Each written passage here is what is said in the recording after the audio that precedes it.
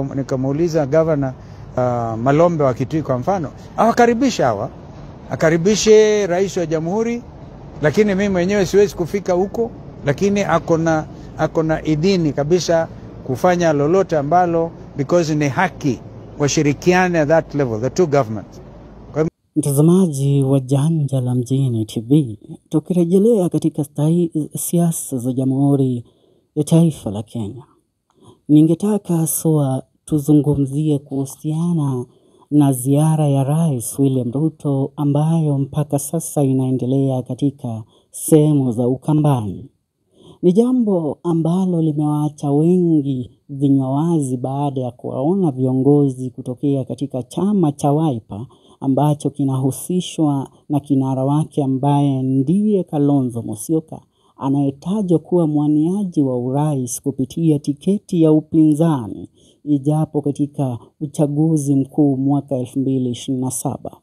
Cha kushangaza ni kwamba Kalonzo Musyoka mwenyewe akizungumza kuhusiana na yale ambayo yanaendelea kule katika sehemu za Ukambani, aliweza kudhibitisha kwamba yeye mwenyewe ndiye aliyewapa ruhusa ambao ni wabunge na magavana pamoja na maseneta na MCAs wawakilishi wadi kuweza kuhudhuria mkutano wa Rais William Ruto, akidai kwamba rais ziara yake ambayo ipo kule Ukambani kwa sasa ni ziara ya maendeleo, na wananchi wa Ukambani ama wa Kenya kutokea katika sehemu za Ukambani hawapaswi kuachwa nyuma kwa sababu ya tofauti zake Kalonzo Musyoka za kisiasa za kuwania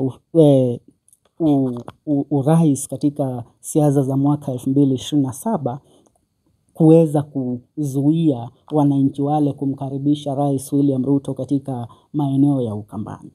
Jambo hili limezua swali tata. Iweje Kalonzo Musyoka, yeye akiwa moja kati ya vinara kutokea katika muungano wa upinzani, kukubali viongozi wake kutokea katika chama chake cha Wiper kumlaki Rais William Ruto katika sehemu za Ukambani, lakini ambaye ni kinara mwenza kiongozi wa chama cha DCP ambaye alikuwa naibu wa rais Rigathi Gachagua amewahamasisha na kuweza kuwapa onyo kali viongozi kutokea katika sehemu na maeneo ya Mlima Kenya kutojihusisha kwa vyovyote vile na Rais William Ruto, ikiwepo ni kuweza hata kumkaribisha William Ruto katika ziara zake eneo la Mlima Kenya. Ikumbukwe wengi ambao ni viongozi kutokea katika eneo la Mlima Kenya, ikiwepo magavana, wawakilishi wadi, wabunge, waliweza kutajwa kama wasaliti wa muungano wa upinzani pale walipoonekana hata mara moja wakijihusisha na Rais William Ruto ama kumlaki rais katika sehemu zile wao wameteuliwa kuwakilisha wananchi, atakana kwamba rais alikuwa anakuja kuweza kufanya ziara za maendeleo maeneo yale.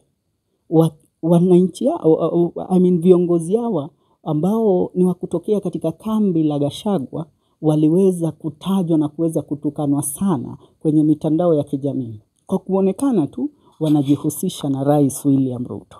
Lakini kwake Kalonzo Musyoka anachukua hatua mpaka kwenye vyombo vya habari mwenyewe anakiri, mimi ndiye niliwaruhusu viongozi wenza na viongozi ambao wanahusishwa na mimi kuweza kumlaki na kumkaribisha William Ruto kule katika sehemu za Ukambani, ikiwemo mpaka ambaye ni naibu wake katika chama cha Wiper, gavana wa kaunti ya Kitui Mutula Kilonzo Junior, ambaye kwa mazungumzo yake mwenyewe alisema rais akiweza kutimiza ahadi zake za kuhakikisha amewaletea watu wa Makueni maji pamoja na kuweza kuwaletea barabara na kufanya maendeleo yote ambayo aliahidi, basi wananchi hawatakuwa na shida ya kumchagua na kumteua kwa mara ya pili katika siasa, katika uchaguzi wa mwaka 2027.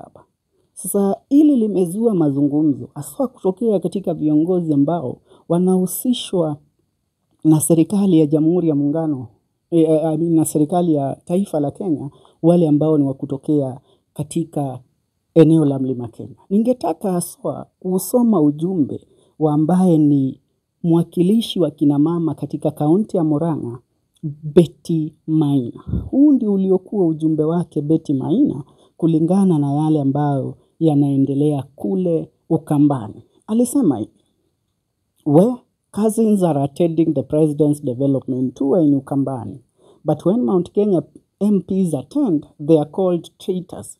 Yani, worshipping a certain person is more prime than lobbying something for your electorate. Did I see Governor Mutula Kilonzo Jr.? Did I see the senator among other Wiper MPs? Ocio nacio mwatwitaga tugege, nicio igege cia true. I mean, ukitazama ni kweli kabisa. Kalonzo ni kiongozi ambaye anaelewa kabisa jinsi serikali inavyopaswa kuwa. Na hapa ndipo Rigathi Gachagua anahitaji kukisoma kitu kimoja kwa umakini sana kutokea kwa Kalonzo Musyoka.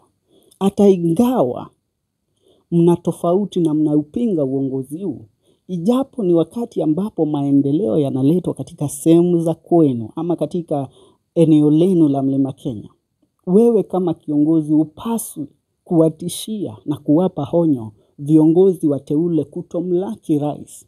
Maana jambo lile wakilifanya, rais ataweza kuona kana kwamba huku sihitajiki na hata maendeleo ninayowaletea nyinyi hamyahitaji. Basi maendeleo yale atapata kuyadivert na kuyapeleka sehemu zingine, na nyinyi mtasalia nyuma kimaendeleo. Na mmesalia nyuma kwa sababu ya upumbavu tu. Maana mngemkubali kumlaki rais, mpe nafasi yake, maana yeye ndiye rais wa Kenya, afanye ziara yake, akikamilisha mrejee katika siasa zenu. Hilo ndilo Kalonzo amefanya. Amesema rais akaribishwe. Mlakini rais, mpeeni sweet nothings, mwambieni maneno matamu. Lakini mnajua mahali mtakapoziweka kura zenu katika uchaguzi wa mwaka 2027. Hapa ndipo kabisa Kalonzo mwenyewe anadhibitisha kwamba akona, how should I put it, he can actually let his ego down to allow his people get development, even if the developments are not coming from him. Kwa sababu hawa watu ni Wakenya na wanapaswa kupata maendeleo. Maana hii serikali ni ya Kenya na wao ni Wakenya, hivyo wana haki kunufaika na serikali hii, hata kana kwamba wapo upinzani. Tunaelewana? Kuna wengi ambao wanadai hii ni dhihirisho tosha kwamba Kalonzo can be compromised ahead of the 2027 general election, ya kwamba Kalonzo anaweza badili akili na mawazo na kujiunga na William Ruto. But hilo ninakatana nalo kabisa. Kile ambacho Kalonzo ameprove ni ya kwamba he is politically mature, amekomaa kisiasa, ya kwamba anaweza ruhusu mpinzani wake kuweza kuaccess his home ground, his home turf. Unaelewana? Hilo ndilo ambalo linakudhibitishia huyu ndiye kiongozi kamili kuweza kupeperusha bendera ya upinzani ijapo katika siasa za mwaka 2027. Mtazamaji, ningetaka kabisa kuyasikia maoni yako kutokana na yale Kalonzo aliyofanya.